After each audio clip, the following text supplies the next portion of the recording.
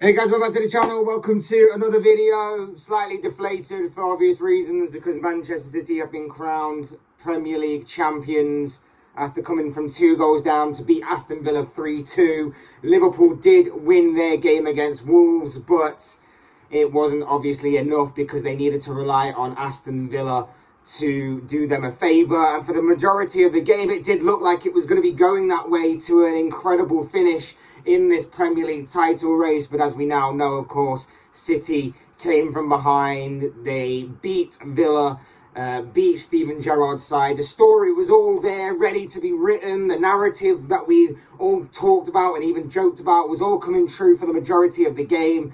And then, within the blink of an eye, it all suddenly changed. We're going to be talking all about the games and where both teams go from here, of course. But before we go any further, I would like to remind you all to please like the video and also subscribe if you're new. Both things are always incredibly greatly appreciated. But for now, let's get into the talking points of the game. Because, like I say, for the majority of this game, it actually did look like something miraculous and something incredible was set to happen. It began with Wolves taking a very, very early lead. Liverpool not awake at the back, and it allowed Raul Jimenez to set up Pedro Neto to net the opening goal for Wolves. And from there, City kind of relaxed a little bit. They thought that maybe they could now take their time. Of course, going into the game, like I say, they held the advantage of having the point over Liverpool. So it just needed to be that they just did their job, and it wouldn't matter what happens elsewhere. And then, of course, something incredible happened. Something incredible happened where Sadio Mane equalised for Liverpool, and then Manchester City conceded. Aston Villa went 1-0 up at the Etihad. Suddenly, something incredible was on the cards to happen. Liverpool were back in the game. They were level on terms and goal scoring. And Manchester City were being beaten by Aston Villa. And from there, you kind of thought that the story was being written, the story was coming true, it was in the stars. It was going to be an incredible story of how Steven Gerrard, a Liverpool hero, a legend, an icon, was going to be managing Aston Villa to a win against Manchester City to then help Liverpool be crowned Premier League champions. Liverpool struggled against what was a very determined and very solid and disciplined Wolves side for the majority of the game. Wolves threw their bodies in front of everything.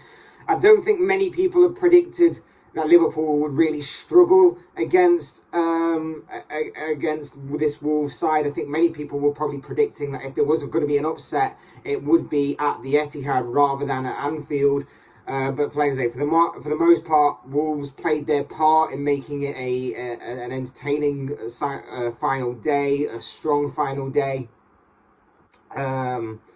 And yeah, it was really frustrating. It was really, really incredibly frustrating because they were just getting their bodies in the way. They were going down. They were time wasting. There was even one moment where I think Bolly takes a tackle from Milner, and he's sort of off the pitch a little bit, and one of the Wolves players drags him onto the pitch just so that they could play out his cramp and time waste even more. But obviously that was going to be expected with Wolves, and then obviously it was made even better with the fact that Villa went 2-0 up. Villa went 2-0 up. Philippe Coutinho in the second half. It again brought the Anfield crowd into life. They roared, roaring the players on to try and obviously get a winning goal to kind of put pressure on City even more. And then within a space of 5 minutes, Villa capitulated. Villa absolutely collapsed. Villa conceded the first goal. Ilkay Gundogan getting on the score sheets. Then Rodri, with a fierce effort, equalised. And from there, you're thinking it's a bit of a grandstand finish, this.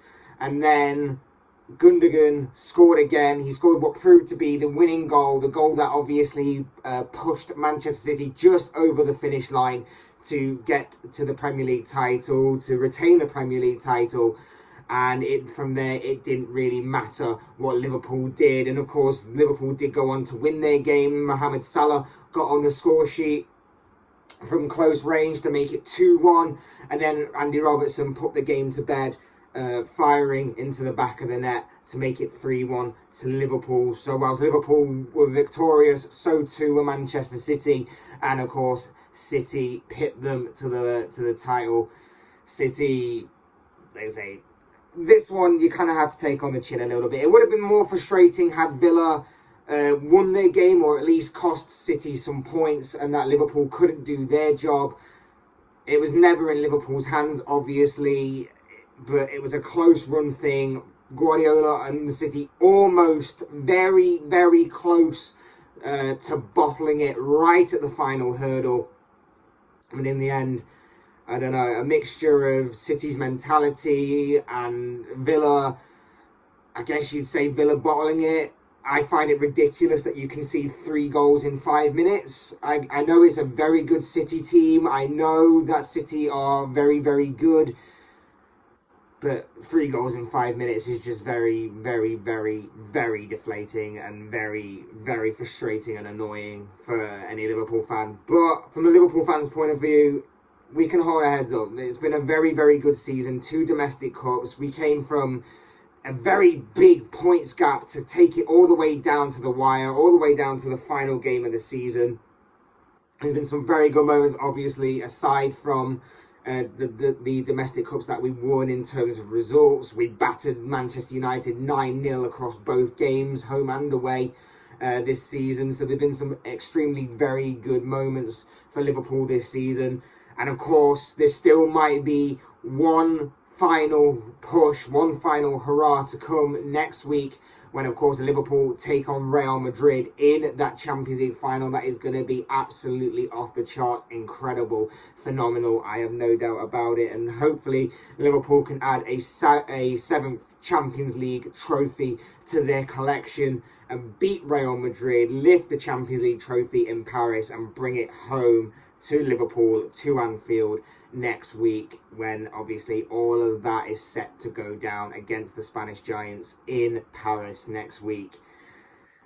So yeah, deflating for Liverpool, very deflating, but they can hold their heads up high. Pride and everything and all that, just really happy for what has been a very, very good season. A season that obviously for obvious reasons not many people predicted from Liverpool. Everyone saw Liverpool's transfer dealings in the summer transfer market and said, well, their squad's not deep enough, their squad's not strong enough. And I think that Liverpool proved a lot of people wrong by competing on multiple fronts and also getting everything down to the final day of the season, and for a large part seemingly pulling off what seemed impossible several months ago. So an extremely good season as far as the Reds are concerned. And of course they go again next week before they can obviously plan a summer away and start making preparations for next season, of course. But for Manchester City, this is their day. This is their day. This is their moment. This is obviously what they've wanted for a while. I think it's closer than obviously what Pep would have liked. I think he would have liked the title to have been sewn up a long time ago, but in the end it's not about that. It's how they got there, and it's about how they got across the finish line. And like I say, it was a close run thing. They came very close to bottling it. I think that maybe if Liverpool had scored earlier on, when Villa were in the ascendancy and Villa were in the lead, and even if Villa had held to a 2-2 draw, I think that maybe the news would have obviously filtered through to the Etihad, and that might have put even more pressure on Manchester City going forward. But obviously, we'll never truly know now. This is City's moment. They won the Premier League title. They are champions of England. You could argue that maybe it's been a bit of a disappointing season, only winning 1 trophy. I know it sounds a bit spoiled and everything from City's point of view, but that's the point where they are now, where obviously they would have loved a Champions League run, but they bottled it against Real Madrid. They lost in the FA Cup to, coincidentally, Liverpool. They didn't win the Carabao Cup this year. They got knocked out in the early stages. So maybe you could argue and say that they definitely needed this, and it would have been incredible to have obviously been in a world where City didn't win anything this season and bottled both the Champions League and the Premier League in the ways that they had done and could have done. But that's obviously not the reality of the situation. The reality of the situation is City came from behind against Aston Villa to win the Premier League title.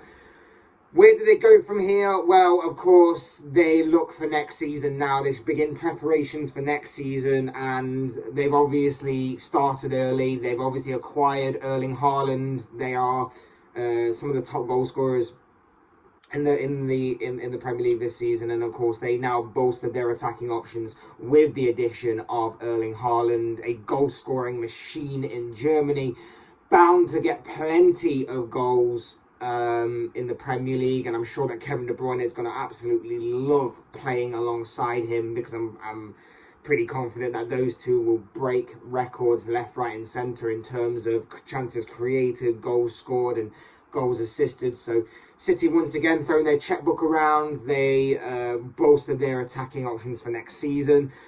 Obviously, this was Fernandinho's final game in a Manchester City shirt. He'll obviously leave as a Premier League champion for once again, for again another time.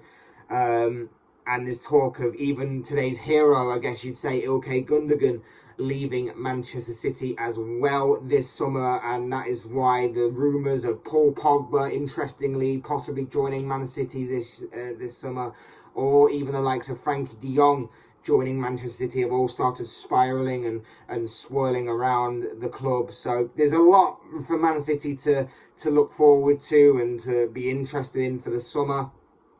But yeah, that is obviously all to come. This is their moment.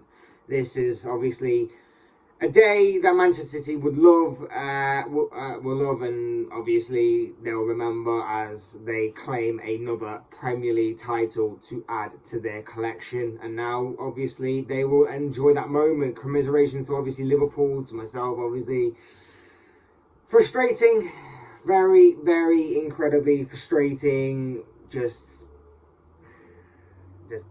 really wish Villa would have held on for a little while longer, but you know, fair play. Man City are a very good team. They have to be, with the manager that they've got and the money they throw around and everything. But yeah, frustrating, deflating, whatever words else you want to use like that for Liverpool fans. But at the same time, proud of this team, proud of what they've achieved this season, to take everything down to the final day, to compete on everything that they have. Yeah, just frustrating, but proud nonetheless. But of course, these are just the thoughts, comments, opinions, predictions, whatever you want to call it, of this guy. I want to know what you guys think. What do you make of the final day of the season? It was actually a pretty mad end to the season on all accounts. Obviously, Burnley got relegated today as well. Spurs managed to do their job and claim that final top 4 place. But, of course, the main headlines go to Manchester City, who today are being crowned champions of England yet again, after coming from 2-0 down to beat Aston Villa by 3-2. I'd love to know your thoughts, comments, opinions, predictions, whatever you want to call it, down below in the comment section on all of this and all of what happened today, because I'm sure it'll make for interesting reading. Otherwise, hit the like button on the way up if you enjoyed the video, subscribe if you're new and want to see more content like this. Buttons are always and for be greatly appreciated. Been a long afternoon, but thank you all for watching and listening. I've been Fletch. This has been another Fletch Talks video, and I will see you all again soon in another video.